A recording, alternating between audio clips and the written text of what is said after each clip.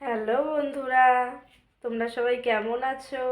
আশা করি তোমরা সবাই ভালো আছো। অনেক দিন পরে ক্যামেরার সামনে, তাই তো ভাবছো? কারণ আমার ছেলের পরীক্ষা ছিল, সেই কারণে বেশ কিছুদিন ব্লগ করতে পারিনি। ওকে পড়াতে বসতে হয়, ওর পরীক্ষা না তো মনে হয় আমারই পরীক্ষা, এরকম চাপ মনে হয়। তো এখন তো একটু ছোট, সেই কারণে। তো আজকে লেখা পরীক্ষাটা শেষ হয়েছে, এখনও একটা পরীক্ষা বাকি আছে। তো লেখা পরীক্ষাটা যেহেতু শেষ হয়েছে, এই জন্য একটু চাপ কম। চেষ্টা করব তোমাদের কাছে এখন কন্টিনিউ ব্লগ দেওয়ার। তো তোমরা সবাই আমার পাশে থেকো। আর রুক্মিণী লাইভ চ্যানেলটা তোমরা যারা নতুন আছো সাবস্ক্রাইব করে দিও। ব্লগটা দেখতে থাকো, আশা করি তোমাদের ভালো লাগবে। তারপর দেখতেই পাচ্ছ আমি চিকেন রান্না করছি। চিকেনটা কষানো চলছে।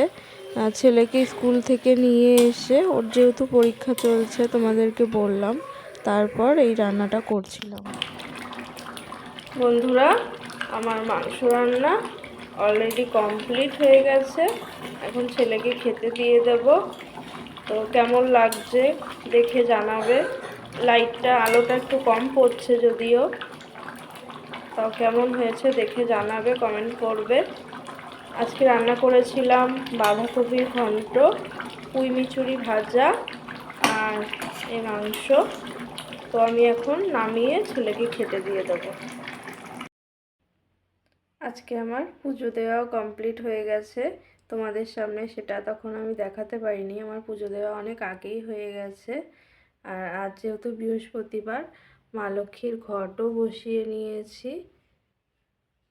আর একটা বিশেষ জিনিস হয়েছে, আমাদের বাড়িতে এই সাদা জবা ফুল গাছটা আছে, যেটা ঘটের ওপরে দেখতে পাচ্ছ। ওই ফুল গাছে আজকে এই লাল রঙের জবা ফুলটা ফুটেছে, খুব তাজ্জব ব্যাপার। তো সেই কারণেই তোমাদের সামনে শেয়ার করলাম।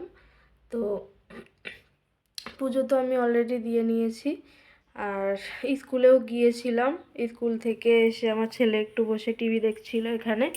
তো এখন আমি ওকে ভাত খেতে দিয়ে দিয়েছি।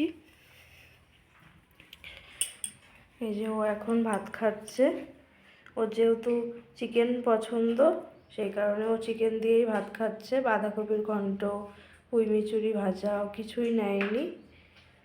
তো খেয়ে নিক। তারপর আজ যেহেতু আমার ছেলের হাতের কাজ আছে, নেক্সট দিন, তো এইটা ওর বাবা ওকে তৈরি করে দিয়েছে, আমিও ওর বাবার সাথে ছিলাম।